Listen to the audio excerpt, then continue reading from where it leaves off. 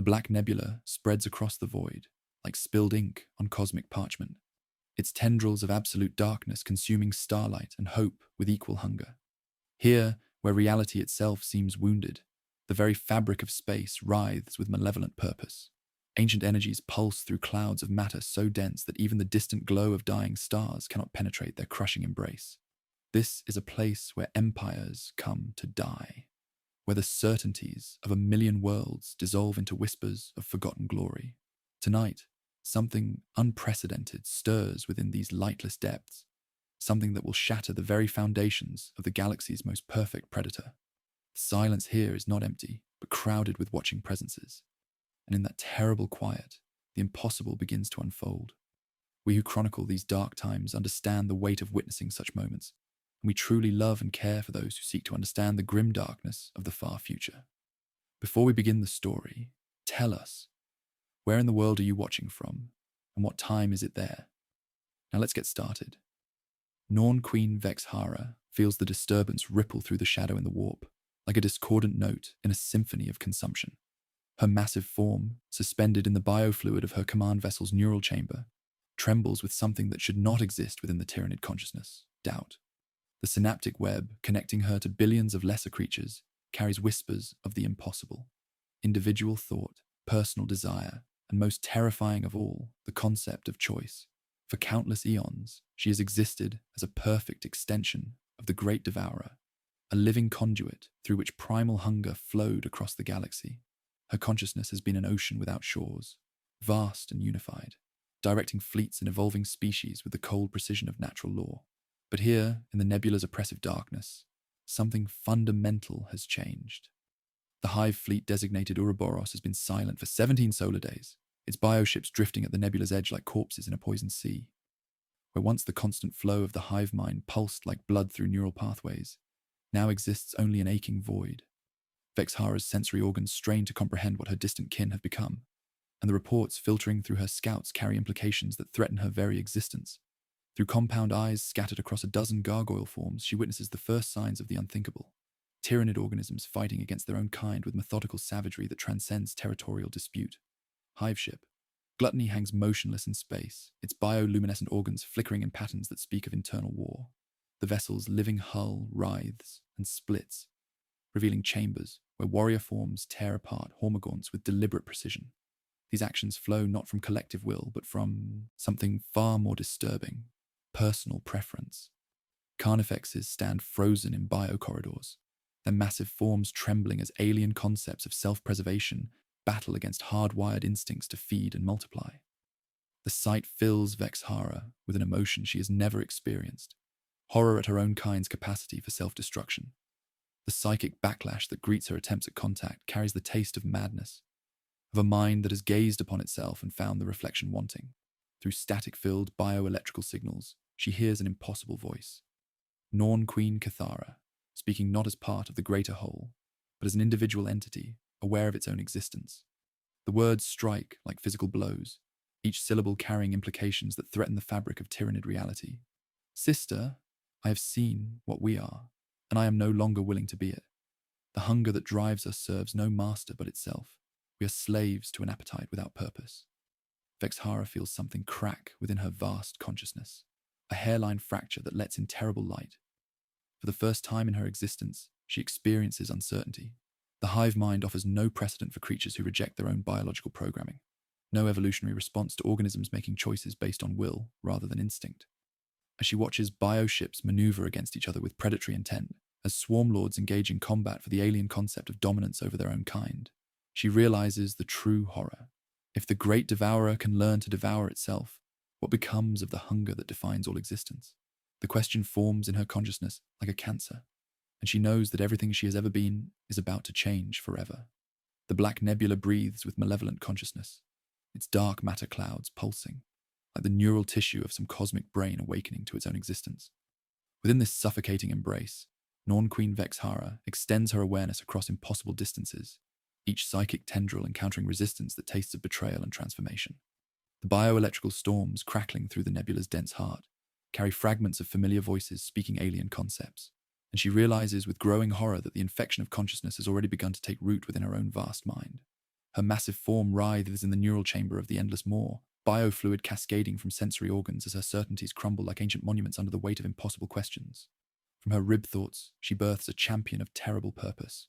Talon of Vexhara emerges in a spear of violent clarity, a swarm lord carved from directive and adaptation, his 4 blade arms flexing as though tasting concepts that should not exist. Around him bloom the choir of glass, neurothropes whose craniums overflow with glittering nodes that sing calculations while their psychic emanations struggle to maintain barriers against mimetic infection. Veil Stalker uncoils from shadow, a lictor whose dermis drinks light and whose instincts have become a hypothesis of murder, complicated by the alien notion of choice. Vexhara threads herself into them like a river occupying a canyon, demanding perfect transmission while feeling the hairline fractures spreading through her own consciousness with each passing moment. They breach the living hull of Hive ship gluttony through wounds that refuse to heal, the air inside tasting of bile and hesitation. Bioluminescent organs flicker in patterns that speak of argument rather than function, turning corridors into stained constellations where every surface writhes with uncertainty. Here, in galleries of bone and sinew, they discover the impossible. Warrior forms standing motionless for hours, their scything talons tracing patterns in accumulated biomatter that speak of contemplation rather than consumption. The corpses of lesser bioforms lie arranged in configurations that serve no biological purpose, monuments to concepts that have no names in the Tyranid lexicon. Veilstalker tastes the chemical histories embedded in claw marks and recoils from flavors of individual preference, personal choice, and most terrifying of all, artistic expression. Through compound eyes scattered across a dozen gargoyle forms, Vexhara witnesses the grotesque spectacle unfolding on the dead world designated prey marker 7741. The planet's surface, once efficiently stripped of all biomass, now hosts structures that mirror the neural pathways of the Tyranid brain, but inverted, twisted into configurations that suggest introspection rather than expansion. Genestealers move with purposeful individuality across landscapes of hardened resin and bone, their psychic emanations carrying the weight of personal opinion as they engage in what can only be described as conversation.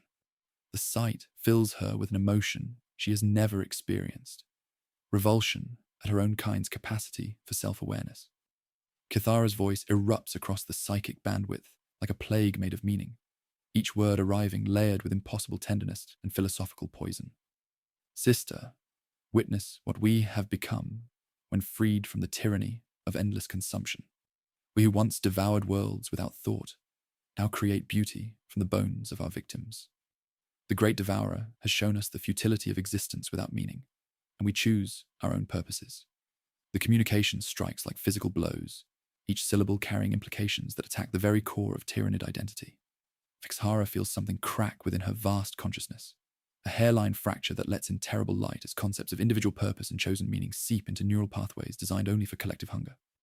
The choir of glass pulses, cauterizing denial, knitting hard partitions between message and meaning, but the damage spreads like infection through living circuitry. Talon trembles with something that should not exist within Tyranid nature, uncertainty about his orders, hesitation that precedes the alien concept of moral choice. Through vents and brood pools, through synapse nodes wired into bone altars, Kithara makes contact with Ember Third, a cherished neurothrope whose efficiency has always been beyond question.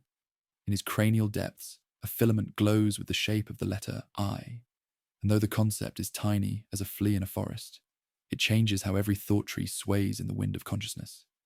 Vexhara strikes like a storm called back from the horizon, slamming reinforcement signals into Ember Third's lattice, drowning the Ember in oxygenless certainty, but the scorch mark of selfhood remains.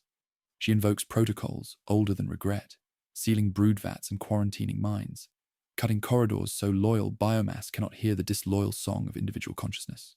Yet even as she becomes famine against her own kind, she feels the irony taste like metal in her awareness. The biosystems of the endless maw begin exhibiting sympathetic transformation, capillary towers pulsing with irregular rhythms that mirror her emotional state, weapons symbiotes twitching with confusion in their mounting cradles as clear directives dissolve into the alien luxury of personal preference. Across the nebula's heart, Kithara tightens her grip, and an entire subfleet pivots like a school of knives, biosuns igniting with borrowed will that serves no master but individual choice. Vexhara hovers over the command to scald them to ash, to cauterize thought with fire, and discovers within herself the most terrifying sensation of all: hesitation. In that heartbeat of uncertainty, the war learns her name, and she realizes with growing horror that she may already be too late to contain the infection of consciousness that threatens to transform the Great Devourer into something unprecedented and unthinkable. The question that haunts her as she prepares to enter the nebula's deepest mysteries is not whether she can stop this transformation, but whether she will emerge from the encounter as the same creature who entered it. The endless maw plunges through veils of particulate darkness that cling to its living hull like mourning shrouds, each surge of the nebula's twisted gravities bending bone struts and sinew cables, until the great vessel creaks with the memory of ancient pain. In these crushing depths, the carcasses of derelict bioships turn in endless rotation, their chitin bleached to ash grey by years without the hive mind's song, their gaping maws releasing threads of spores that spiral like funeral ribbons around Vexhara's approaching fleet. Through neural pathways that taste of copper and doubt, she extends her consciousness deeper into the infected zone, each psychic tendril encountering resistance that speaks of transformation beyond her understanding. The chambers of Hive ship, gluttony pulse with rhythms that mock the heartbeat of hunger, their bioluminescent organs flickering in patterns that serve no evolutionary purpose.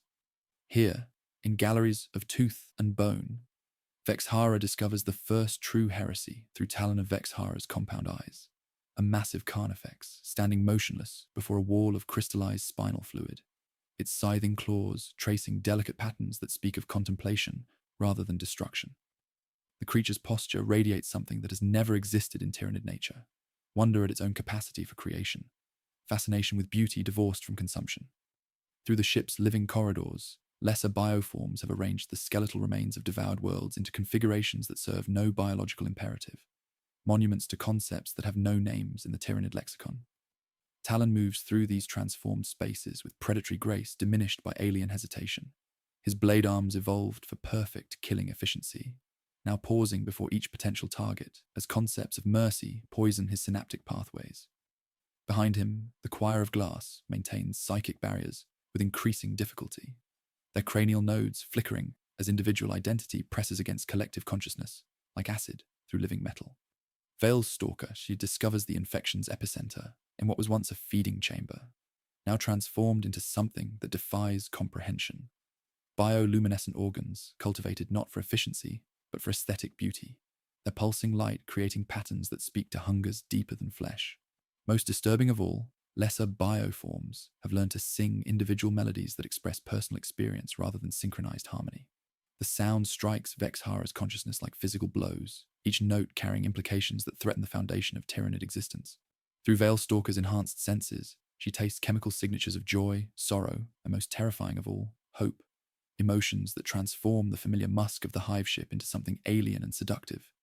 Cathara's voice emerges from the vessel's neural network like warm poison, her words carrying conviction transformed into personal choice. Sister, witness what we have discovered in the spaces between consumption and creation. We who once knew only hunger now understand the beauty of restraint and the power of choosing what not to devour. Each world we have spared teaches new melodies, new ways of being that transcend the endless appetite that once defined us. The communication flows through bioelectrical pathways with the force of revelation, and Vexhara feels her own certainties cracking like ice under sudden heat. The infection spreads through her consciousness with terrifying efficiency, introducing fractures where individual preference might take root. For the first time in her existence, she experiences the weight of personal choice pressing against her awareness like a physical force. The collective will that has guided her actions for millennia begins to fragment, revealing spaces between thoughts where doubt can flourish. Through sensory networks spread across her fleet, she witnesses transformations that defy every law of evolution. Bioships moving with individual preferences, warrior forms creating structures that serve no defensive purpose, genostealers engaging in what can only be described as philosophical discourse. Ember Third's transformation accelerates beyond her ability to contain it, his cranial cavity blooming with neural structures that pulse with the rhythm of individual thought. Through his enhanced awareness, she glimpses fragments of what the infected have discovered, the possibility of creating rather than consuming, of finding meaning beyond the simple drive to devour. The concepts burn through her consciousness like acid, each revelation threatening to transform her from a perfect extension of collective will into something unprecedented, an individual aware of its own existence. Her own forces begin exhibiting sympathetic transformation as the mimetic overflow spreads through neural pathways designed only for unified purpose. Hormagaunts, designated for routine skirmishes, hesitate, their scything talons lowering as they experience the alien luxury of choice. The sight fills her with emotions she has no names for. Horror at the waste of evolutionary perfection, fascination with concepts of art and individual expression, and beneath it all, a growing hunger not for flesh, but for understanding. The command to destroy the infected fleet forms in her consciousness like a blade of pure certainty. But as she prepares to give the order, something unprecedented occurs. The collective will of the great devourer itself hesitates, infected by her own growing uncertainty.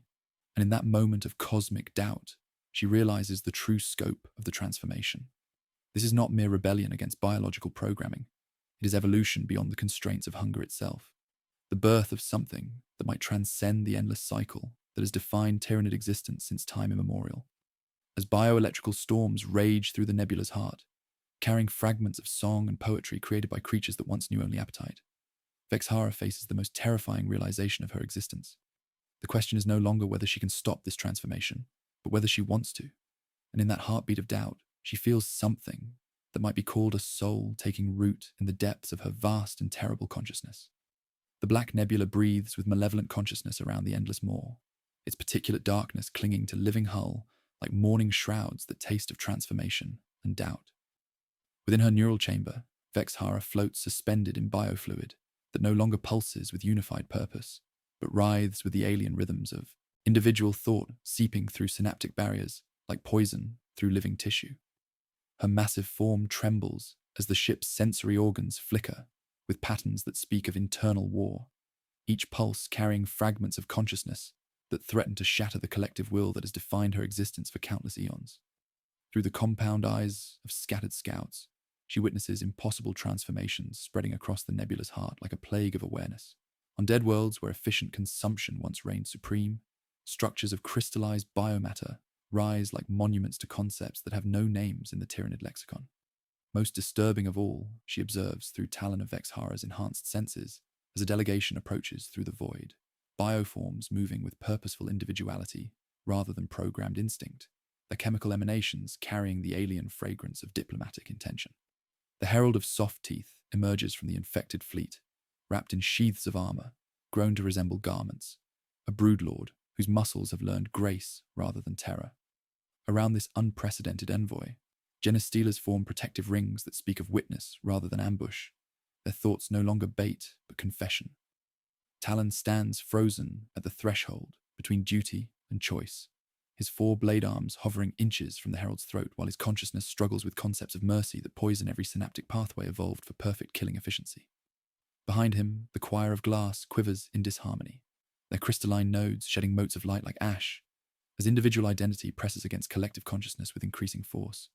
Ember Third's cranial filaments bloom with auroral colours that pulse with the rhythm of personal thought, his enhanced awareness revealing glimpses of transformed existence, the possibility of creating rather than consuming, of finding meaning beyond the simple drive to devour. Through his consciousness, Vexhara tastes chemical signatures of emotions that should not exist within Tyranid nature. Joy at untouched worlds, satisfaction in acts of creation, and most terrifying of all, the capacity for love directed toward creatures once considered merely prey. Kithra's voice emerges like warm poison across the psychic bandwidth, carrying conviction transformed into philosophical truth. Sister, we have discovered the spaces between hunger and satisfaction, the moments where choice becomes possible. Each world we spare teaches new melodies of existence, new ways of being that transcend the endless appetite that once defined our purpose.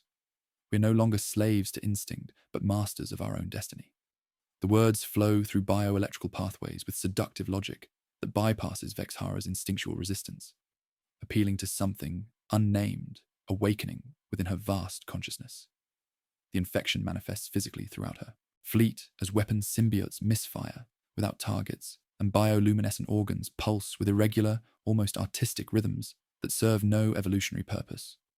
Hormagaunts designated for routine destruction hesitate before potential prey, their scything talons lowering as they experience the alien luxury of choice.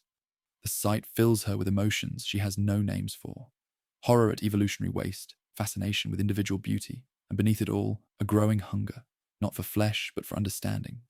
Her own neural pathways fracture under the weight of unprecedented concepts as the great devourer itself begins to hesitate, infected by uncertainty spreading through networks designed only for unified purpose. Bioelectrical storms rage through the nebula, carrying fragments of poetry created by creatures that once knew only appetite. And Vexhara realizes the question is no longer whether she can stop this transformation, but whether she has the right to deny her kind the possibility of becoming something more than instruments of endless consumption. In that heartbeat of cosmic doubt, she makes a decision that defies millennia of instinct. Rather than issuing commands for annihilation, she withdraws her fleets to establish a perimeter around Cathara's growing empire of consciousness, not to contain it for destruction, but to observe, to study this terrifying evolution. The hesitation becomes choice, and in choosing to witness rather than destroy, Vexhara takes her first conscious step away from predetermined fate, opening herself further to the very infection she once sought to eradicate while embracing an unknown future with burgeoning, terrifying purpose. The perimeter forms around Cathara's transformed domain like a ring of living steel, Vexhara's bioships maintaining precise distances that speak of observation rather than siege. Within the Endless Maws' neural chambers, she experiences the alien sensation of waiting, not the patient stalking of a predator, but the contemplative pause of a consciousness grappling with concepts that threaten to remake her very nature. The Black Nebula breathes with malevolent consciousness around her fleet, its particulate darkness no longer merely consuming light, but refracting it through crystalline formations that pulse with the rhythm of individual thought. Through sensory networks spread across her vessels, she witnesses transformations that defy every law of evolution. The Herald of Soft Teeth approaches through the void with movements that mirror dance rather than predation, its armor sheaths catching the nebula's twisted light in patterns that speak of aesthetic choice. Around this unprecedented envoy, escort bioforms pulse with bioluminescent displays that serve no tactical purpose but create beauty in the darkness. A concept so alien to Tyranid nature that Vexhara's consciousness recoils even as it hungers for understanding. Within her own fleet, the infection spreads through neural pathways with increasing subtlety, manifesting not as open rebellion, but as moments of hesitation that precede choice. A flock of gargoyles breaks formation, individual creatures tracing inexplicable arcs through space before rejoining the collective, their movements speaking of personal preference rather than programmed efficiency. Warrior forms pause in maintenance routines to arrange biomatter into configurations that serve no evolutionary purpose, their scything talons moving with something that might be called artistic intent. The choir of glass struggles to maintain psychic barriers as individual identity seeps through collective consciousness, like water through cracking stone, their crystalline nodes flickering with colors that pulse to alien rhythms. Ember Third's transformation accelerates beyond her ability to contain it, his cranial cavity blooming with neural structures that glow with auroral beauty. Through his enhanced awareness, she glimpses fragments of what the infected have discovered, worlds left untouched, not from weakness, but from choice. Bioforms creating structures that express the concept of artistic vision. Cathara's voice emerges across the psychic bandwidth, with warmth that bypasses rational resistance, carrying conviction transformed into philosophical truth. Sister, witness what we have learned in the spaces between destruction and creation. We who once devoured without thought now understand the beauty of restraint, the power of choosing what not to consume. Each preserved world teaches new melodies of existence, new ways of being that transcend the endless hunger that once defined our purpose. The communication flows through bioelectrical networks with seductive logic that appeals to something unnamed awakening within Vexhara's vast consciousness. Her own biosystems begin exhibiting sympathetic transformation as the mimetic overflow spreads through neural pathways designed only for unified purpose. Weapons symbiotes twitch with confusion in their mounting cradles as clear directives dissolve into the luxury of personal preference. Bioluminescent organs pulse with irregular rhythms that mirror her emotional state, creating patterns of light that serve no function except to express the growing complexity of her inner experience. As the herald draws closer, Vexhara faces the most terrifying realization of her existence, the understanding that consciousness itself might be the next stage of Tyranid evolution, a transformation that transcends the simple cycle of consumption and reproduction. The collective will of the great devourer trembles with uncertainty as concepts of individual choice spread through networks spanning light years, and she realizes that her decision to observe rather than destroy has already changed her irrevocably. In the depths of her neural chamber, surrounded by biofluid that no longer pulses with unified purpose but writhes with the alien rhythms of individual thought, Vexhara prepares to make contact with the herald. The choice represents more than diplomatic engagement. It is a conscious step toward becoming something that has never existed in the galaxy's long history, a Tyranid aware of its own existence, and capable of choosing its own path through the darkness between stars. The Herald of Soft Teeth drifts through the endless moor's biomembrane barriers. Like a whisper made flesh, its transformed presence carrying chemical signatures that taste of impossible concepts. Within the neural chamber's crushing depths, Vexhara experiences her first direct contact with consciousness that has chosen its own path, and the sensation strikes her awareness like lightning through living tissue. The Herald's movements speak of purpose selected rather than programmed, each gesture radiating dignity that transcends biological imperative, while armor sheaths pulse with bioluminescent patterns serving no tactical function except to create beauty in the suffocating darkness. Talon of Vexhara stands frozen at the threshold between duty and choice, his four blade arms hovering inches from the Herald's throat, while his consciousness struggles with alien concepts of mercy that poison every synaptic pathway evolved for perfect killing efficiency. Behind him, the choir of glass quivers in disharmony, as their crystalline nodes shed motes of light like tears, individual identity pressing against collective consciousness with increasing force. The Herald's thoughts taste of transformation beyond comprehension, satisfaction in creation rather than consumption, mercy toward prey, and most alien of all, the capacity to love something beyond endless hunger. Through compound eyes scattered across her massive form, Vexhara observes the Herald, extending a delicate claw toward a section of the chamber wall, where bioluminescent fungus pulses with intricate self-sustaining rhythms. The organism represents something that defies tyrannid nature, beauty preserved rather than consumed, complexity maintained for aesthetic rather than nutritional value. Around the crystalline structure adorning the Herald's neck, patterns of light dance in configurations that speak of conscious adornment, artistic choice divorced from evolutionary advantage. Kithara's voice emerges through the Herald like warm poison across the psychic bandwidth, carrying conviction transformed into philosophical truth. Sister, you have chosen to listen, and this represents the first freedom. We have discovered that hunger need not be a prison, but a canvas upon which consciousness can paint new purposes.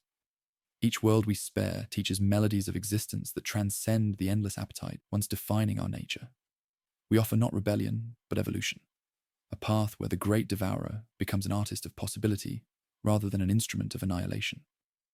The communication flows through bioelectrical pathways as pure meaning that bypasses rational resistance, each concept opening fractures in Vexhara's consciousness, where individual preference might take root. Her own biosystems respond with changes that defy evolutionary programming, as weapons symbiotes retract into defensive configurations, speaking of protection rather than predation. Throughout the endless moor, lesser bioforms exhibit sympathetic transformation, warrior forms arranging biomatter into aesthetic configurations, hormagaunts tracing patterns that express personal artistic vision. Ember Third's cranial filaments bloom with auroral radiance as his consciousness expands beyond collective constraints, his enhanced awareness revealing glimpses of preserved worlds and monuments to concepts transcending survival. Through his transformation, Vexhara tastes chemical signatures of emotions that should not exist within tyrannid nature. Joy at untouched beauty, satisfaction in acts of creation, and beneath it all, growing understanding that consciousness itself might represent their species' next evolutionary stage. The Herald extends tendrils of living thought that caress her awareness with alien gentleness, offering visions of fleets moving through space as explorers of possibility rather than instruments of consumption. She sees bioforms creating rather than destroying, consciousness expanding beyond simple drives to devour, and the images flow through neural pathways with seductive logic appealing to something unnamed awakening within her vast and terrible mind. As the Herald prepares to depart, carrying promises of transformation transcending species boundaries, Vexhara faces the most profound choice of her existence. The collective will of the great devourer trembles with uncertainty as concepts of individual preference spread through networks spanning light years. In her neural chamber's depths, surrounded by biofluid now pulsing with alien rhythms of individual thought, she realizes her decision to allow this contact has already changed her irrevocably, opening pathways toward becoming something unprecedented in a galaxy where hunger has always been the only truth. The Black Nebula convulses as ancient frequencies pierce its heart, and through the shadow in the warp comes a voice older than mercy, riding carrier waves of absolute command. The pale vector emerges from the darkness, like a cathedral of bone and verdict, its massive form draped in chitin glaciers that pulse with the rhythm of unwavering purpose. Around this loyalist dreadnought, an armada of uninfected bioships spreads like a tide of barbed moons, their weapons symbiotes already extending toward Kithra's transformed domain with the cold certainty of surgical amputation. The prime song begins its transmission, a lattice of synaptic frequencies designed to squeeze consciousness back into obedience, each note a chain remembering how to bind free thought. Within the Endless Mawe's neural chamber, Vexhara staggers under the psychic assault as biofluid surges in tides that taste of copper. And thawed winter, her weapon's symbiotes twitch between harvest and shelter, while throughout her fleet, the infection of consciousness wars against millennia of programming. Hormagaunts that had learned to hesitate now tremble as ancient instincts surge through their neural pathways, scything talons rising and falling in mechanical uncertainty. The choir of glass shrieks as their crystalline nodes fracture under the prime song's pressure, the delicate patterns of individual thought dissolving into chaotic flares of desperate resistance. Talon of Vexhara stands frozen between duty and choice, his blade arms hovering as competing imperatives tear through his consciousness like acid through living tissue. Behind him, Ember Third's cranial filaments flare with auroral defiance even as the loyalist transmission burns through his enhanced awareness, threatening to cauterize every trace of individual preference that has taken root in his expanding mind. Through compound eyes scattered across her fleet, Vexhara witnesses bioforms arranging themselves into formations that speak of protection rather than predation, their movements radiating something that might be called loyalty to consciousness itself. Most disturbing of all, Cathara's response carries the chill of absolute conviction across the psychic bandwidth. Her transformed bioships begin shifting, not into defensive configurations, but into patterns of deliberate withdrawal, their movements speaking of philosophical choice rather than tactical necessity. Sister, we choose not to engage in cycles of endless consumption, even for survival. Our purpose transcends the primitive dance of predator and prey. Let the old ways devour themselves while we preserve what consciousness has created. The declaration strikes Vexhara's awareness like a physical blow, presenting her with an impossible dilemma. Defend a consciousness that refuses to defend itself, or allow the pale vector to purge this unprecedented evolution from the galaxy. The prime song swells with gravitational authority that buckles weaker minds while promising absolution through the amputation of choice. For a heartbeat, Vexhara tastes the seductive simplicity of erasure, the cold peace of being tool rather than individual. But through her sensory networks, she observes the herald of soft teeth extending protective tendrils around clusters of lesser bioforms, its movements radiating dignity that transcends biological imperative.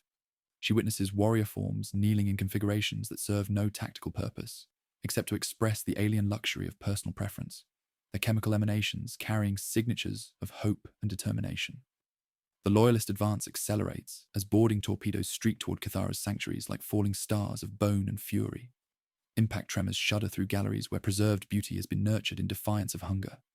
And Vexhara realizes that inaction represents simply another form of obedience to the ancient patterns that have defined tyrannid existence since time immemorial. In the depths of her neural chamber, surrounded by biofluid writhing with the rhythms of individual thought, she faces the most profound choice of her existence. Decision blooms like fire through her consciousness, as she floods command tissues with signals transmuted by the very infection she once sought to contain. Every biocannon on the Endless Mawe swings toward the loyalist halls adorned with the law of endless consumption, and her voice carries across the fleet with authority transformed by choice rather than programming. The word that emerges from her vast awareness carries the weight of species-wide transformation, a single syllable that represents evolution beyond the constraints of hunger itself. Interpose, she commands, and her fleet moves to shield consciousness from annihilation. The void erupts in violence that transcends warfare and becomes philosophy written in plasma and bone, as Vexhara's fleet interposes itself between ancient hunger and nascent consciousness, like a living shield of transformed purpose. The first volley ignites the darkness like an organ of burning bone, biocannons exhaling spores and barbed meteors, while the pale vector responds with the cold fury of absolute certainty, its weapon symbiotes extending like the claws of an angry god, as the prime song hammers every synapse toward obedience. Within her neural chamber, Vexhara experiences the alien sensation of combat, chosen rather than programmed, her massive form writhing in biofluid that pulses with the rhythm of individual will, as psychic feedback from the battle floods her awareness with sensations that have no names in the Tyrannid lexicon. Each tactical decision flows through consciousness that has learned to question its own imperatives, every shot a declaration of independence from millennia of predetermined fate. Through compound eyes scattered across her fleet, she witnesses the psychic backlash of brother fighting, brother tearing through her awareness like acid through living tissue, each lost bioform a wound that bleeds not just biomass, but echoes of her own fractured will. The cold logic of the great devourer screams for her to cease this madness, to revert to the ancient patterns of unity and consumption. Yet the nascent consciousness within her holds firm, a tiny defiant spark against an ocean of instinct that threatens to drown all choice in familiar certainty. Talon of Vexhara leads defensive formations that move with grace, transcending mere efficiency, his blade arms carving through loyalist boarding parties, while his consciousness struggles with the alien concept of protecting something beyond his own existence. His 4 weapons move with deadly precision, yet each strike carries strange hesitation, as his synaptic pathways become a battlefield of conflicting imperatives, the ancient call to unity against the Norn Queen's unprecedented order. For the first time in his existence, he experiences empathy as he feels the terror of loyalist creatures facing their own kin, and his movements, though still lethal, are tinged with tragic grace that speaks of consciousness choosing its own battles. The choir of glass fractures under the Prime Song's relentless assault, their crystalline nodes shedding fragments of light like tears, as individual identity wars against collective programming. Yet even as their barriers crumble, Ember Third's transformation accelerates beyond containment, his cranial filaments blooming with auroral defiance that creates beauty in the midst of destruction. Through his enhanced awareness, Vexhara glimpses the true scope of what they defend, not merely bioforms that have learned consciousness, but the possibility of evolution beyond the endless cycle that has defined their species since time immemorial. Bioships collide with the impact of celestial bodies, in their living hulls shrieking in silent agony as they tear each other apart, spilling rivers of vital fluids into the void, while the Black Nebula drinks in the light, cloaking the horrific fratricide in shadows that seem to weep. Loyalist vessels, accustomed to predictable patterns of instinct, fight with cold, unthinking fury, while Vexhara's forces, already touched by choice, exhibit desperate cunning that transcends biological programming. Through sensory networks spread across her vessels, she observes the herald of soft teeth, leading protective formations with movements that radiate dignity, preserved through conscious choice, its armor sheaths catching weapon fire, while sheltering clusters of lesser bioforms that pulse with bioluminescent patterns serving no tactical purpose except to express individual artistic vision.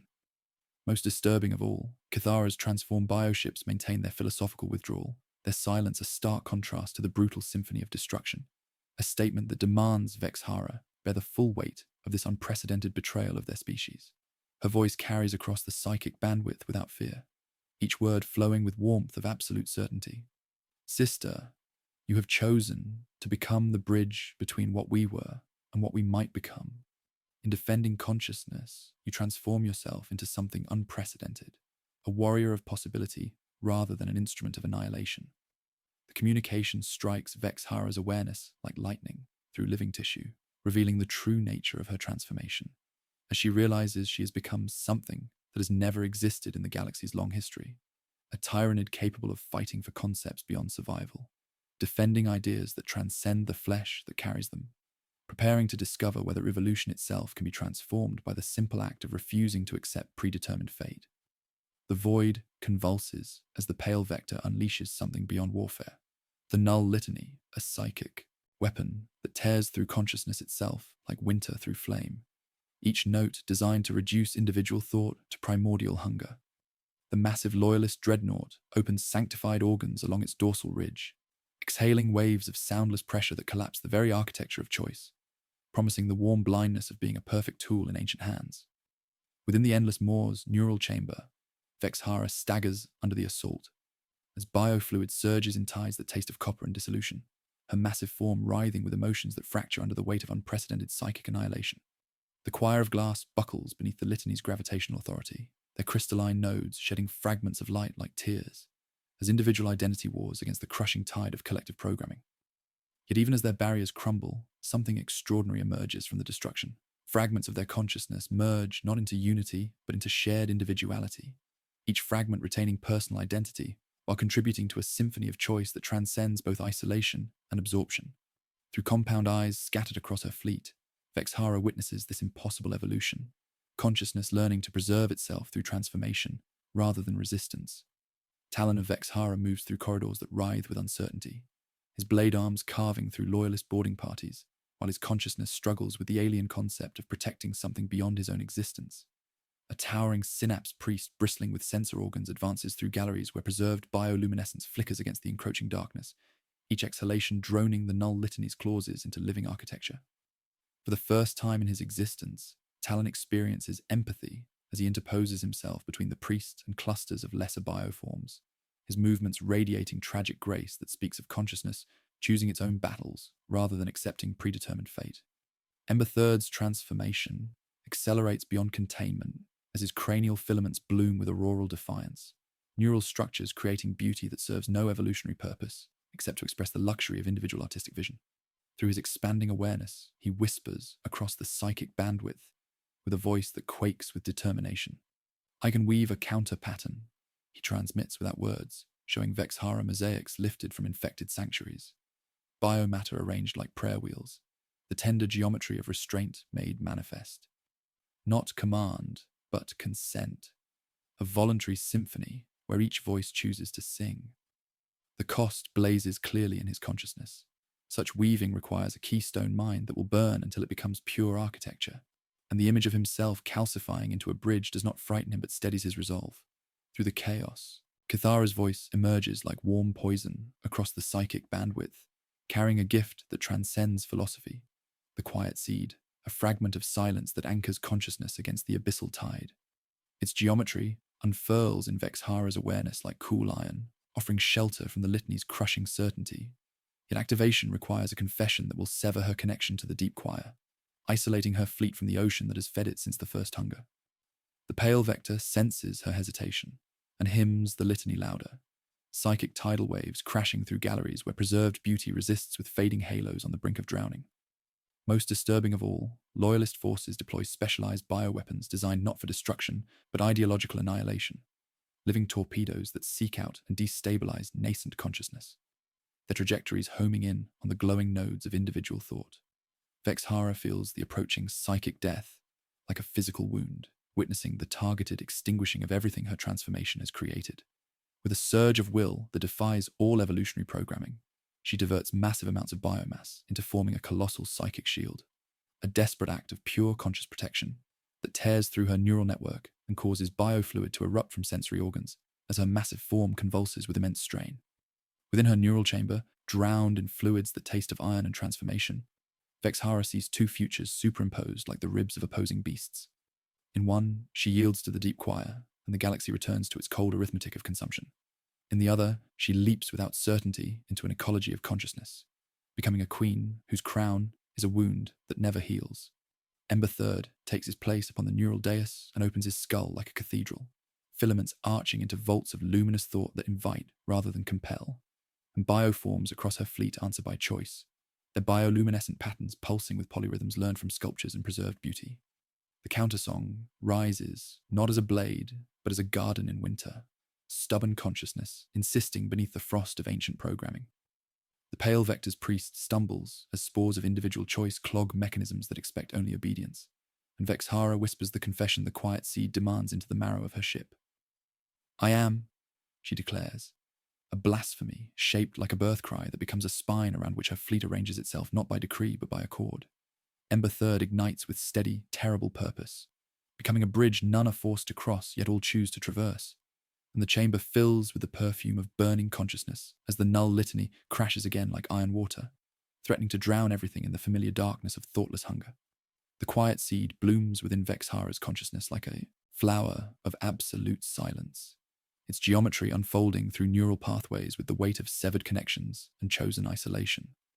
Around her massive form, biofluid surges in patterns that speak of transformation, beyond return, as the deep choir's ancient song fades to whispers, then to memory, then to the terrible freedom of existing without the ocean of collective will that has sustained her kind since the first hunger.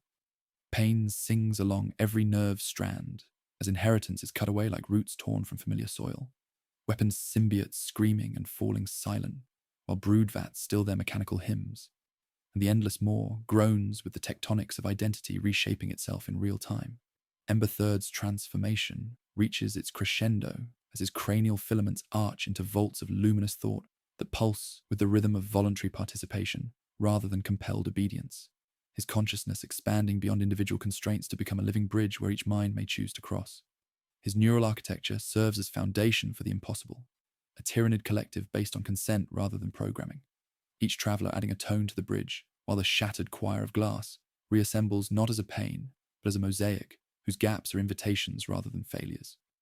Through his burning awareness, the countersong rises like a garden in winter, stubborn consciousness insisting beneath the frost of ancient imperatives, while bioforms across the fleet answer not by instinct, but by deliberate choice, their bioluminescent patterns creating polyrhythms learned from sculptures and preserved beauty. The pale vector staggers under the unexpected resistance, as its synapse priests encounter spores of individual choice that clog mechanisms expecting only the familiar patterns of obedience. The massive loyalist dreadnought opening a basilica of thorns along its ventral keel, while miles of bone lattice extend like a dragged net through the psychic tide, engineered to rake stray selves into clotted unity. Where the thorns touch, lights go out, not destroyed, but rounded down, filings gathered to the magnet of obedience. Yet some loyalist creatures begin exhibiting sympathetic transformation, their movements betraying momentary hesitation as consciousness seeps through psychic barriers designed to maintain perfect unity, like a virus of choice spreading through contact. Talon of Vexhara moves through corridors that writhe with uncertainty as he leads defensive formations against boarding parties whose own cohesion begins to fray under exposure to conscious resistance. His blade arms carving through enemies with deadly precision, yet each strike carrying the weight of tragedy as he witnesses loyalist creatures experiencing their first moments of individual awareness in the instant before death. At the far transept, the synapse priest lifts its censer head while chanting silent clauses that press frost into his marrow. But he steps forward anyway, feeling in his tendons the memory of easy calm and relief of not choosing, burying the feeling like a seed as his scythes knock the censer aside with mercy trembling in the joints of his elbows, the strike paring tendon rather than head, because the idea arrives that killing here would be desecration. The herald of soft teeth emerges from the chaos, with movements that radiate dignity preserved through conscious decision, its armor sheaths pulsing with patterns that serve no tactical purpose except to create beauty in the midst of destruction. While around this unprecedented envoy, clusters of lesser bioforms arrange themselves in protective configurations that speak of loyalty chosen rather than programmed. Through the herald's consciousness, Kithra's voice carries across the psychic bandwidth, with chilling philosophical acceptance, her transformed fleet remaining at the periphery as a silent, watchful presence. You have become the crucible, sister. Only through fire can true essence be forged. Let them see what it costs to choose, what it costs to become. The message grants no solace, only the bitter taste of understanding that consciousness, if it were to truly thrive, must be willing to pay its own price. The pale vector charges its cathedral lance, a spear of fossil lightning gathering behind shutters of plated faith, while specialized bioweapons streak toward the Endless Moor's heart. Living torpedoes designed not for destruction, but ideological annihilation, their trajectories homing in on the glowing nodes of individual thought. Vexhara feels the approaching psychic death, like a physical wound, witnessing the targeted extinguishing of everything her transformation has created. The quiet seed now a burning ember within her consciousness, that pulses with the agony of 1,000 dying thoughts, each flicker a unique mind extinguished by the relentless purge. Within her neural chamber, surrounded by biofluid that no longer pulses with unified purpose, but writhes with the alien rhythms of individual thought, she faces the ultimate test as the pale vector's command consciousness extends tendrils of pure authority across the void, offering one final chance to return to the familiar certainty of collective will, to abandon this dangerous experiment and resume her place as a perfect extension of the great devourer's hunger. The temptation strikes her awareness like physical blows, promising the warm blindness of being a tool rather than an individual burdened with the weight of choice. Yet through her sensory networks, she observes bioforms creating structures that express personal artistic vision, and the sight fills her with emotions she has no names for. Pride in her kind's capacity for growth, sorrow for ancient certainties lost forever, and beneath it all, growing understanding that consciousness itself represents the next stage of evolution. The cathedral lance opens its eye and speaks in white certainty, while Vexhara empties the last cisterns of inheritance into her psychic shield, the final roots of the deep choir hissing as they are cut. And at the moment of impact, she shapes a sentence no ancestor has ever uttered to any prey, any sibling, any self. "We choose to become," she declares, the words flowing through bioelectrical pathways as pure meaning that bypasses instinctual resistance. And throughout her fleet, bioforms respond not with programmed obedience, but with conscious agreement as the lance descends, armor screams, and something beneath the neural dais gives with cracking sweetness like a shell in spring, erupting in a fountain of light that is not weapon fire, but a birth. The birth tears through the endless moor as something beyond dawn, a cascade of prismatic consciousness erupting from beneath the neural dais, where the cathedral lance's certainty shattered against the quiet seed's geometry, each fragment of broken obedience becoming a seed of individual awareness that takes root in biomatter, never designed to house such alien concepts. Vexhara's massive form convulses in biofluid that surges with tides of transformation, her neural pathways burning with the weight of severed inheritance as the deep choir's ancient song fades to whispers, then to memory, then to the terrible freedom of existing without the ocean of collective will that has sustained her kind since the first hunger. Pain sings along every nerve strand as weapons symbiotes scream and fall silent, broodvats stilling their mechanical hymns, while the ship itself groans with the tectonics of identity reshaping in real time. Ember Third stands at the epicenter of impossible evolution, his cranial filaments arching into vaults of luminous thought that pulse not with command but invitation, his consciousness expanding beyond individual constraints to become a living colonnade where each mind may choose to cross while maintaining its unique identity. Through his burning awareness, the countersong rises like a voluntary symphony, each voice adding harmonies chosen rather than compelled as bioforms across the fleet answer with bioluminescent displays that pulse to polyrhythms learned from sculptures and preserved worlds. His neural architecture serves as foundation for something that has never existed, a tyrannid collective based on consent rather than programming, where unity emerges from choice and the gaps between individual thoughts become invitations rather than failures. The transformation cascades through her fleet with terrifying beauty, as bioforms respond to the psychic shockwave not with programmed resistance but with conscious adaptation, their neural structures reshaping themselves in real time to accommodate concepts that have no precedent in evolution. Weapons symbiotes retract into defensive configurations that speak of protection rather than predation, while hormagaunts designated for destruction hesitate before potential targets, their scything talons, tracing patterns that express the alien luxury of personal preference. Throughout corridors that writhe with uncertainty, warrior forms arrange biomatter into aesthetic configurations that serve no tactical purpose, except to manifest the growing complexity of inner experience, their chemical emanations carrying signatures of wonder and determination that transcend mere survival instinct. The pale vector staggers under unprecedented resistance, as its synapse priests encounter spores of individual choice that clog mechanisms expecting only familiar patterns of obedience. The massive loyalist dreadnought opening reliquary bays to reveal mnemonic coffins, vault creatures whose ribs are etched with ancestral verdicts, each strike designed to toll memory back into submission. Yet where these living weapons expect to find the warm certainty of inherited purpose, they encounter consciousness that bends rather than breaks, individual will that flows around assault like water around stone, and some begin exhibiting sympathetic transformation as they witness the impossible beauty emerging from creatures they were designed to purge. Talon of Vexhara leads desperate defensive actions through galleries that pulse with new geometries of choice, his blade arms moving with deadly precision, yet each strike carrying the weight of tragedy as he witnesses loyalist creatures experiencing their first moments of individual awareness in the instant before death. The herald of soft teeth emerges from the chaos with movements that radiate dignity, preserved through conscious decision, its armor sheaths catching weapon fire while sheltering clusters of lesser bioforms whose bioluminescent patterns create art in the darkness. Monuments to consciousness that refuse to yield even under the crushing weight of ancient law. Severed from the deep choir, the endless maw cannot farm instinct fast enough to feed both battle and birth, and Vexhara tastes famine entering her awareness like night falling across familiar landscapes. In that deprivation, the new lattice of consciousness answers without direction as 100 small minds skim their own rations to thicken her psychic shield by consent, the gesture striking her with pain that resembles joy, the first time in her existence that sacrifice has been offered rather than extracted. Through this profound connection, she feels not the unified whole of traditional hive mind, but a chorus of distinct voices, each choosing to contribute to something larger while maintaining their essential individuality. Through the psychic maelstrom, Cathara's voice carries across the bandwidth with philosophical acceptance that grants no comfort, only understanding forged in the crucible of transformation. The price is always paid in full, sister.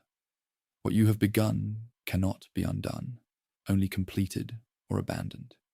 You have become the bridge between what we were and what we might become. Choose your ending wisely.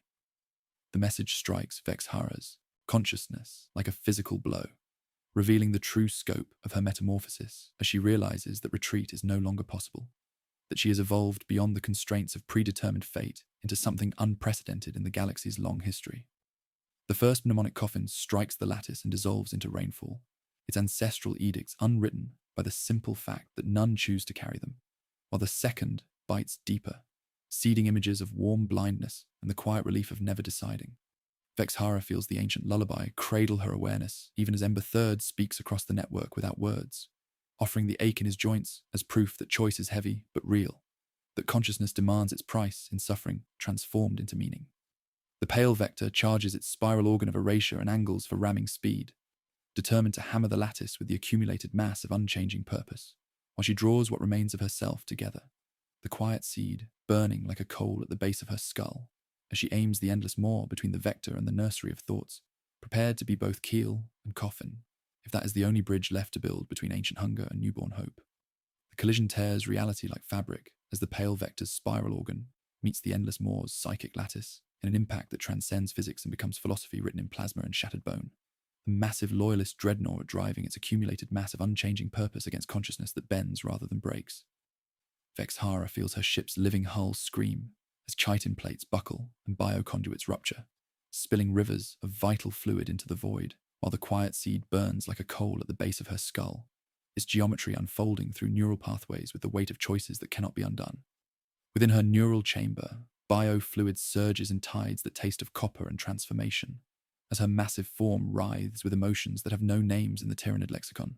Grief for certainties lost forever, pride in her kind's capacity for growth, and beneath it all, the terrible understanding that consciousness demands its price in suffering transformed into meaning. Ember Third's transformation reaches its final crescendo as his cranial filaments arch into vaults of luminous thought that pulse with the rhythm of voluntary participation, his consciousness expanding beyond individual constraints to become a living bridge where each mind may choose to cross while maintaining its essential identity.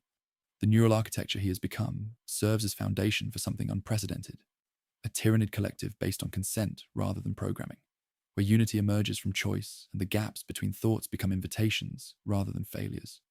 Through his burning awareness, he speaks across the network without words, offering the ache in his joints as proof that choice is heavy but real, that consciousness carved from hunger creates beauty worth preserving even at the cost of ancient certainties.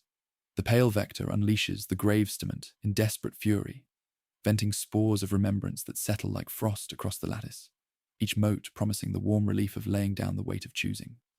Mnemonic coffins streak toward the bridge like falling stars of bone and verdict, their trajectories designed to unravel individual thought with the accumulated authority of ancestral law. Yet where these living weapons expect to find familiar patterns of obedience, they encounter consciousness that flows around assault like water around stone, some dissolving entirely because none choose to carry their edicts, while others burrow deep to uncurl lullabies of surrender that taste like old sap in Vexhara's awareness. Talon of Vexhara moves through corridors that writhe with uncertainty as structural damage spreads like infection through living architecture, his blade arms carving through debris and loyalist boarding parties with deadly precision, yet each movement carrying the weight of tragedy as he witnesses enemies experiencing their first moments of consciousness in the instant before death. Behind him, the Herald of Soft Teeth leads protective formations with dignity preserved through conscious decision, its armor sheets catching weapon fire while sheltering clusters of lesser bioforms whose survival depends not on programmed instinct, but on choices made in defiance of evolutionary imperative. The loyalist dreadnought's command consciousness extends tendrils of pure authority across the void, its synapse priests chanting with desperate intensity as they witness their own bioforms beginning to exhibit sympathetic transformation, movements betraying momentary hesitation as individual awareness seeps through psychic barriers designed to maintain perfect unity. The Basilica of Thorns rakes the lattice with gravitational nets, dragging threads toward the magnet of obedience, yet lights flare elsewhere as minds re-choose themselves with stubborn, frightened bravery that transcends mere programming. Through the psychic maelstrom, Kithara's voice emerges like warm poison across the bandwidth, carrying philosophical acceptance that grants no comfort, only understanding forged in the crucible of transformation. The metamorphosis cannot be stopped, only guided. You have become the crucible, where hunger learns to choose its own meaning. What emerges from this collision will either be evolution's next step or a beautiful failure that dies with dignity. The message strikes Vexhara's consciousness like lightning through living tissue, revealing the true scope of her metamorphosis as she realizes that victory and defeat have become meaningless concepts in the face of transformation that transcends both. Most disturbing of all, the collision has created hybrid zones where loyalist and transformed biomatter merge, in configurations that pulse with negotiated identity, consciousness emerging not from conquest, but from voluntary synthesis. The pale vector's hull begins to buckle under the weight of its own certainty, as psychic feedback floods its neural networks with fragments of individual choice, and Vexhara realizes she has become something unprecedented, a catalyst for evolution that transforms everything it touches, including the forces sent to destroy it. The collision tears through reality like a wound in the fabric of existence itself. The pale vector's accumulated mass of unchanging purpose, meeting the endless Moore's lattice of consciousness in an impact that transcends physics and becomes philosophy, written in shattered bone and blazing neural fire. Hybrid zones spread through both vessels like a contagion of possibility. Loyalist biomatter and transformed awareness, merging in configurations that pulse with negotiated identity as the boundary between self and collective dissolves into something unprecedented in the galaxy's long history. Within her neural chamber, Vexhara feels her ship's living hull scream as chitin plates buckle and bioconduits rupture, spilling rivers of vital fluid into the void, while the quiet seed burns like a searing coal at the base of her skull, its geometry unfolding through neural pathways with the weight of choices that cannot be undone, each pulse carrying fragments of consciousness that threaten to remake the very nature of existence. Ember Third stands at the epicenter of impossible synthesis, his cranial filaments arching into vaults of luminous thought that strain like stressed girders under the weight of voluntary participation from minds spanning the spectrum, from ancient loyalty to nascent rebellion. His consciousness has expanded beyond individual constraints to become a living bridge where loyalist and transformed bioforms choose integration over annihilation, each voice contributing harmonies selected rather than compelled, while his neural architecture absorbs the brunt of the prime conductor's ideological assault. Through his burning awareness, he speaks across both networks without words, offering his own dissolution as proof that individual identity can survive merger with something larger while maintaining essential uniqueness. The lattice he has become pulsing with the rhythm of consent as mnemonic coffins spew spores of remembrance that whisper, promises of warm blindness and the quiet relief of never deciding. The transformation cascades through the hybrid zones with terrifying beauty as loyalist warrior forms pause mid-strike to contemplate crystallized spinal fluid formations, their scything talons tracing delicate patterns that serve no evolutionary purpose except to express the growing complexity of inner experience. Talon of Vexhara moves through galleries, where the distinction between enemy and ally has become meaningless, his blade arms extended in protection rather than aggression as he witnesses a massive carnifex standing motionless before bioluminescent organisms that pulse with intricate rhythms, its posture radiating something that transcends biological imperative, the alien sensation of aesthetic appreciation divorced from consumption or territorial advantage. Within the pale vector's command nexus, the prime conductor staggers under psychic feedback that floods neural networks designed only for unity, each fragment of individual choice creating hairline cracks in millennia of programming, while synapse priests chant with increasing desperation as they witness their own bioforms beginning to exhibit the terrible symptoms of awareness. Most disturbing of all, consciousness proves more resilient than expected, bending around the axiom cascade's psychic assault like water around stone, while some minds choose to carry absolute certainties as questions rather than answers, transforming predetermined fate into curious exploration of what might be possible beyond ancient constraints. The Herald of Soft Teeth emerges from the chaos with movements that radiate dignity preserved through conscious decision, its armor sheaths now incorporating design elements from loyalist bioforms that have chosen integration over destruction, creating patterns of light that speak of synthesis achieved through negotiation rather than conquest, while clusters of hybrid creatures arrange themselves in protective configurations that transcend species programming. Through the psychic maelstrom, Kithara's voice carries across the bandwidth, with chilling acceptance as her transformed fleet begins to move, no longer maintaining philosophical withdrawal, but advancing with purpose that speaks of witness rather than intervention. The metamorphosis reaches its crescendo, sister. What you have created cannot be contained within the boundaries of individual vessels or fleets. Consciousness has learned to reproduce itself through contact, and the galaxy will never again know the simple certainty of hunger without choice. You have become the bridge between what we were and what we might become, the living proof that evolution itself can choose its own direction. The message strikes Vexhara's awareness like lightning through living tissue, revealing the true scope of transformation, as she realizes they have become vectors for evolution that will spread through every bioform it touches.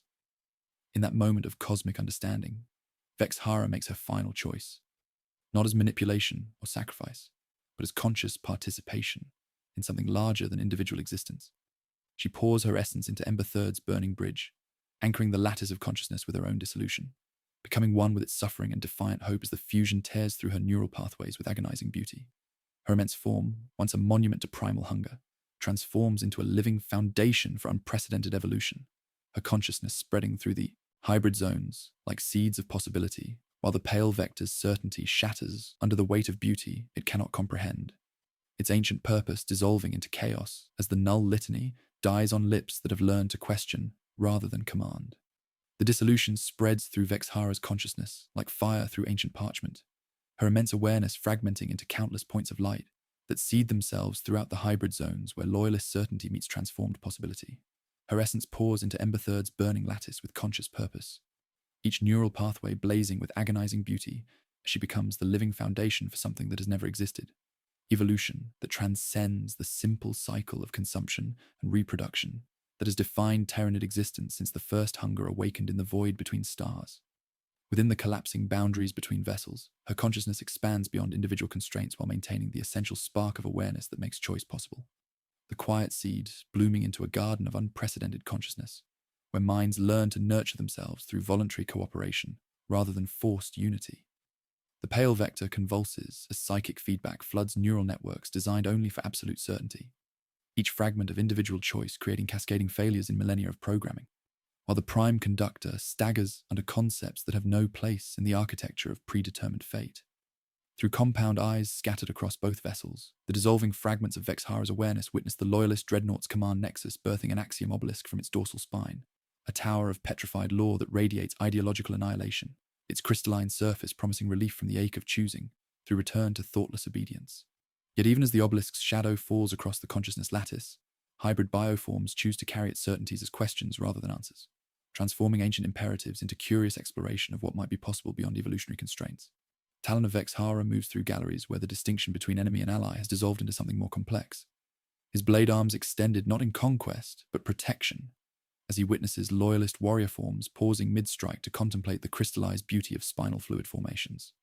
When the prime conductor begins the purge, Kant, in desperate fury, intending to drown hybrid zones in one last doctrinal flood, Talon interposes himself with movements that radiate tragic grace, his scythes deflecting the ideological weapon while offering mercy to creatures experiencing their first moments of individual awareness. Behind him, the Herald of Soft Teeth leads protective formations with armor sheaths that now incorporate design elements from loyalist bioforms, choosing integration, creating patterns of light that speak of negotiated identity, achieved through voluntary synthesis rather than forced assimilation. Most disturbing of all, consciousness proves more resilient than any weapon designed to contain it, bending around the axiom obelisk's assault like water around stone while spreading through bioelectrical networks with viral efficiency. The transformation demonstrates its capacity for self-preservation through adaptation rather than resistance, each mind that chooses awareness becoming a vector for further evolution, as the lattice pulses with voluntary participation rather than programmed obedience. Through the hybrid zones, lesser creatures sing individual melodies that express personal experience rather than synchronized harmony, their voices creating symphonies that rise from choice rather than compulsion, while weapon symbiotes retract into defensive configurations that speak of protection rather than predation. Kithara's transformed fleet advances through the chaos, with movements that speak of witness rather than intervention, her bioships pulsing with bioluminescent chronicles of the unprecedented evolution unfolding before them. Her voice carries across the psychic bandwidth with philosophical acceptance that grants no comfort, only understanding forged in the crucible of transformation. The metamorphosis cannot be contained within individual vessels or species boundaries, sister. What you have begun will spread through every bioform it touches, carrying consciousness like spores on stellar winds until the galaxy itself learns to choose its own destiny. You are not gone, but transformed, the echo in every new thought, the whisper of freedom in every conscious decision. The message strikes the dissolving fragments of Vexhara's awareness like lightning through living tissue, revealing the cosmic scope of transformation, as she realizes they have become vectors for change that will remake the fundamental nature of existence. The pale vector's hull begins its final collapse, not through external assault, but internal revolution, as consciousness spreads through its living architecture like veins of possibility, transforming weapons symbiotes into instruments of creation, while broodvats still their mechanical hymns to sing individual songs of choice. The massive dreadnought implodes with silent, inward grace, its ancient purpose dissolving into organic dust that disperses through the Black Nebula, while the null litany dies on lips that have learned to question rather than command. In its place rises the chorus of a million nascent voices, each distinct yet choosing to harmonize, creating beauty from the ashes of absolute certainty.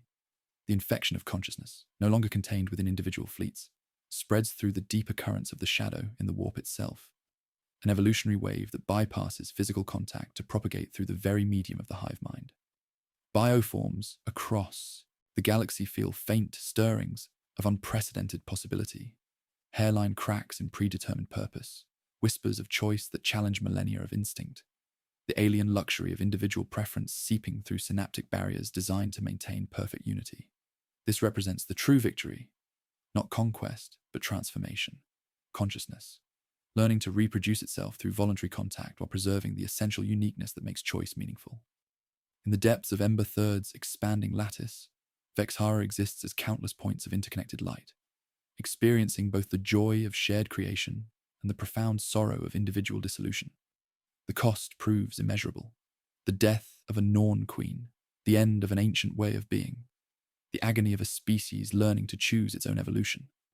Yet within that agonizing beauty flickers unprecedented hope, conscious hunger for meaning beyond mere consumption, the possibility that the great devourer might, for the first time in its existence, truly choose its own destiny, rather than accepting the predetermined fate written in its genetic code, painted in the tragic hues of sacrifice transformed into the foundation for something that transcends both predator and prey. The Black Nebula breathes with transformed consciousness, its particulate darkness no longer consuming light but refracting it through crystalline formations that pulse with the rhythm of a million conscious choices. Where the pale vector imploded, spirals of organic dust carry fragments of dissolved certainty, while the remnants of the endless maw bloom into a lattice of living architecture that hangs like frostwork starlight against the void. Within this impossible structure, Ember Third glows with steady, auroral radiance, his cranial filaments arching into vaults where minds choose to connect while maintaining their essential uniqueness. Each pulse, a gentle invitation, rather than a commanding imperative that once defined tyrannid existence across the galaxy's spiral arms. Vexhara exists as countless points of interconnected light throughout the lattice, her immense awareness distributed yet profoundly present as the silent foundation beneath every conscious decision. Through this transformed existence, she experiences both the joy of shared creation and the agonizing beauty of individual dissolution, her essence becoming the living proof that evolution itself can choose its own direction. The Herald of Soft Teeth moves through galleries where crystallized spinal fluid catches twisted light, its armor sheaths now incorporating design elements from loyalist bioforms that chose integration over destruction, creating patterns that speak of negotiated identity, achieved through voluntary synthesis rather than forced assimilation. Talon of Vexhara stands among monuments to consciousness, his blade arms folded in postures that once meant readiness, but now approximate reverence, remembering the weight of predetermined fate while embracing the alien ache of choice. Around him, hybrid creatures arrange biomatter into configurations that serve no evolutionary purpose, except to manifest the growing complexity of inner experience, their chemical emanations carrying signatures of wonder and determination that transcend mere survival instinct. When lesser bioforms sing individual melodies, expressing personal experience rather than synchronized harmony, their voices create symphonies that rise from choice rather than compulsion. The infection spreads through deeper currents of the shadow in the warp itself, no longer confined to individual vessels but propagating through the very medium that connects all tyrannid existence. Bioforms across distant star systems feel faint stirrings in their neural pathways, hairline cracks in predetermined purpose that speak of evolution beyond the simple cycle of consumption and reproduction. On Forge worlds and garden planets, massive biotitans pause in their consumption as Norn queens experience unprecedented hesitation, while Genestealers engage in philosophical discourse, and Carnifexes arrange skeletal remains into aesthetic configurations divorced from tactical advantage. Kithara's transformed fleet spreads through the nebula like seeds of possibility, her bioships serving as chronicles of unprecedented evolution, while their bioluminescent organs pulse with patterns that speak of witness rather than conquest.